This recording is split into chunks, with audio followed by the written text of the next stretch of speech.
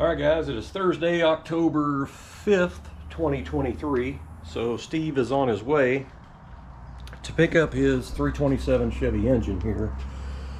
This is going to get taken to a machine shop and pretty much dropped off. So most likely it's going to get a total rebuild, like full-blown rebuild. I did some 3-stone hone work on the 2 pitted cylinders yesterday. I got one cylinder cleaned up pretty decent.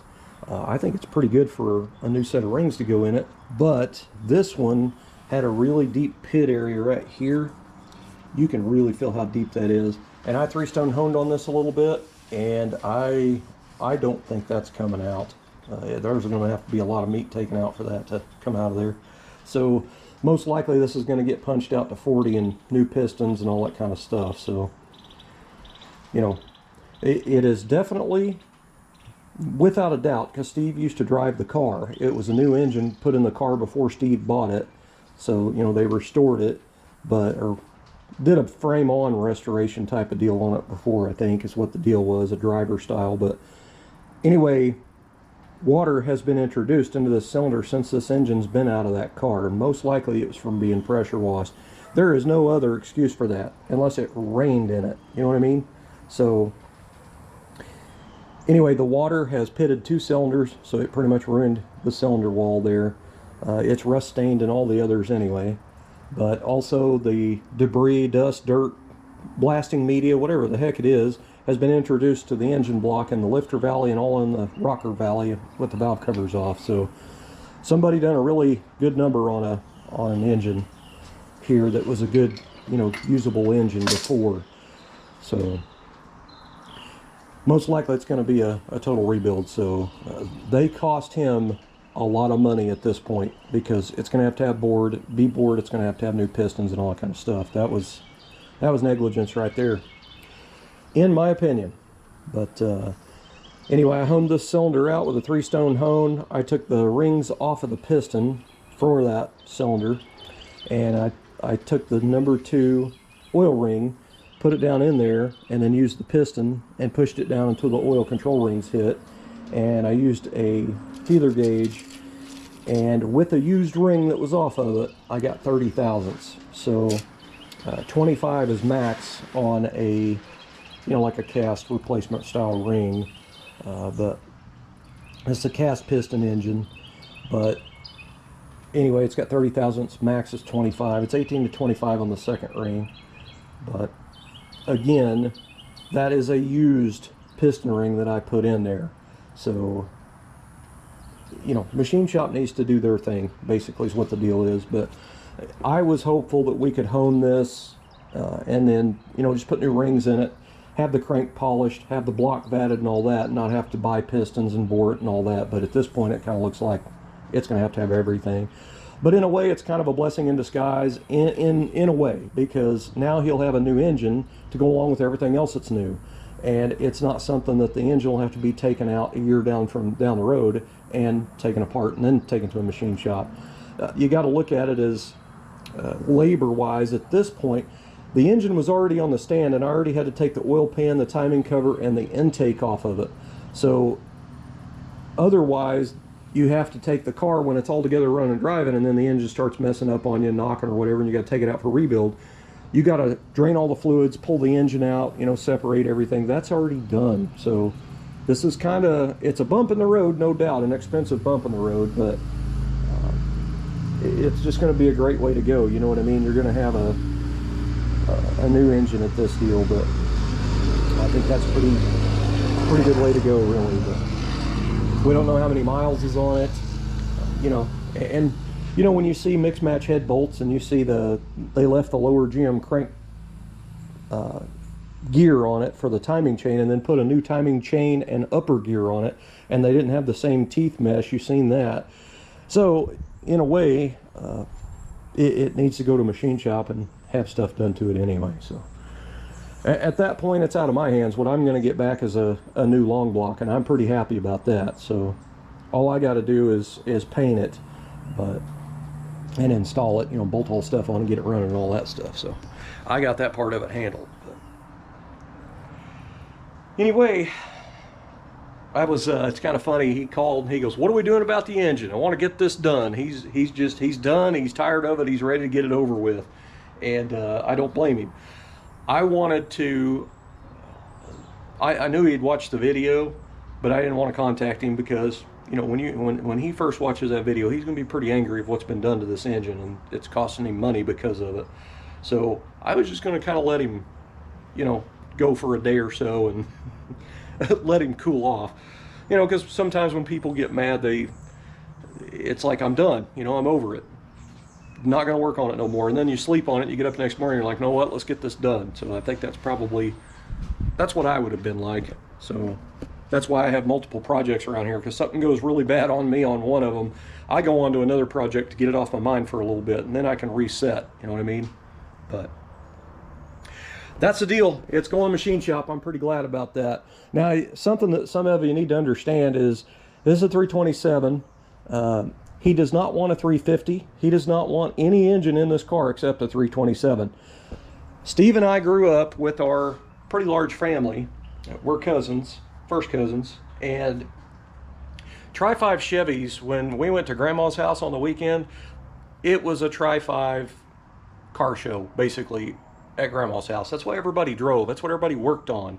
That's why we love them to this day. We were around them as kids. They're ingrained in our skulls, you know what I mean?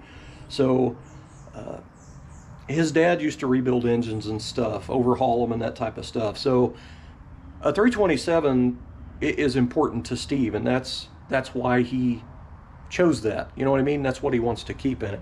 He's not going to put a 350 in there. So, and he's sure not going to run a 350 like a newer style 350 that doesn't have a provision for a fuel pump push rod to put a mechanical pump on it, and have to put a noisy ass electric fuel pump on it and listen to it pumping all the time. So he's kind of like I am. We like that less electronic crap on these old cars. We like to keep our old cars old. It's just us. Everybody's different. Some people wants to take an old car and turn it into a brand new Camaro that you can go get off the showroom floor. You know what I mean? So we're a little bit different than that. So it's just the way it is. People build stuff different. People want things different than other people. So I'm happy about it. I'm pretty happy about it that the engine's going to go, it's going to be new. And I don't have to get a phone call a year from now, "Hey, we need to pull the engine out and have it rebuilt," and that type of stuff. So just a bump in the road. It'll be an expensive one. It's a bump in the road.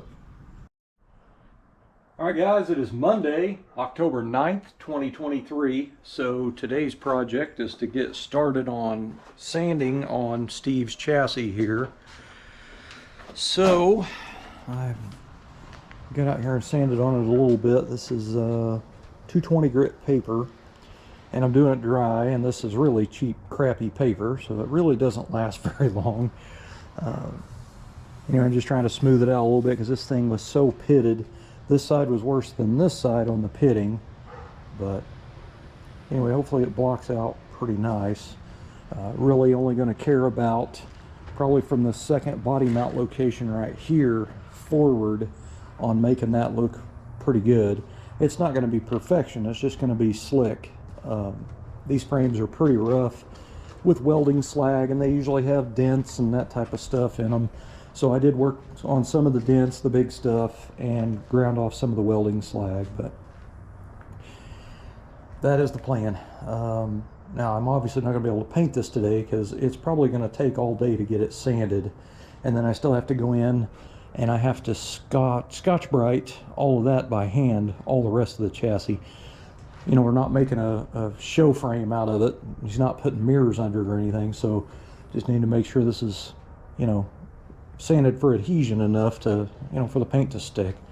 But I do want this to look really nice when that hood's open. So it's going to be a pretty big job. Looks like we don't have any rain for a few days, so that's a good thing. Of course, I'll say that, and then we will have rain. But that's the plan. I'm gonna get back to sanding on this. So, gonna see how it goes, I guess.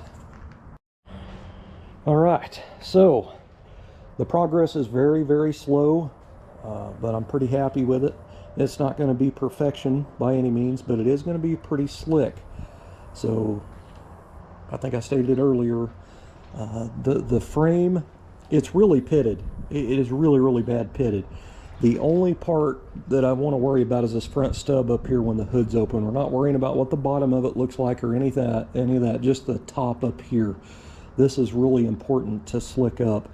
So on a 55, when the hood's open, especially with a small block Chevy, you see a lot of this frame, especially the cradle. You see a lot of this. You will also see the majority of the frame rail, at least the far edge of it, sticking out here, all the way about to the second body mount. But what I'm doing is just going through and I'm blocking with 220 grit paper. If I had some 180, I would do that, because 180 would cut it a little bit faster. It's a little bit slower with this 220, but you know, it's not quite as harsh. So that's kind of where I'm at. It is going to take a lot of hours to get this thing blocked out just up here. Now on the back, I'm just going to use some red Scotch-Brites and Scotch-Brite that down pretty good in the back, because we don't care how pitted that is back there. But this top side up here has to look good, which means, you know, all of this top area up in here and the sides down to about the second body mount. That side over there, I've pretty much blocked it out all the way to the transmission mount, and then I started, you know, just basically not putting as much effort into it once I got down there. So you can still see some pitting, but I started sanding on this body mount here. You can really see in the primer how bad pitted this actually is. This probably needed to be filled, so I most likely am going to have to do some putty work on here and then reprime, because I don't think that's going to sand out. I mean, it could.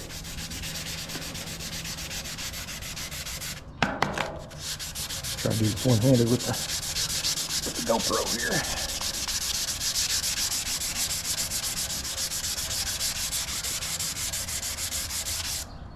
I might actually go look at my car with the hood open and see how much of that. I mean, a lot of it's coming out, but these are really heavy pitted right here.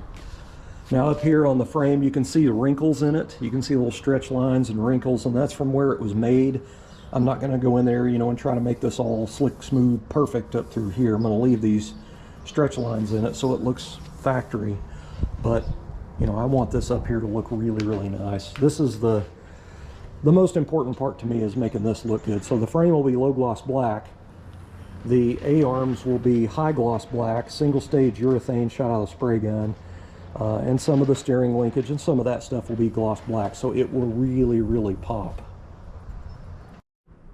Well, I come into the garage and opened the hood on my car. I was going to try to show you guys how much of this frame you can actually see once the car's together with the factory inner fenders and a small block Chevy and stuff, but it's too dark in here. So anyway, you see all of the frame cradle right here.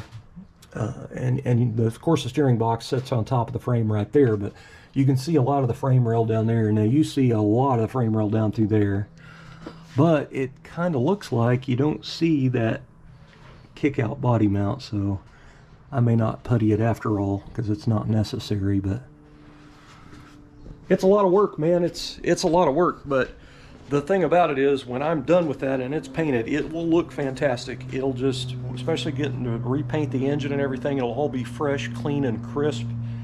He'll be really proud when that hood's open. Thanks for watching.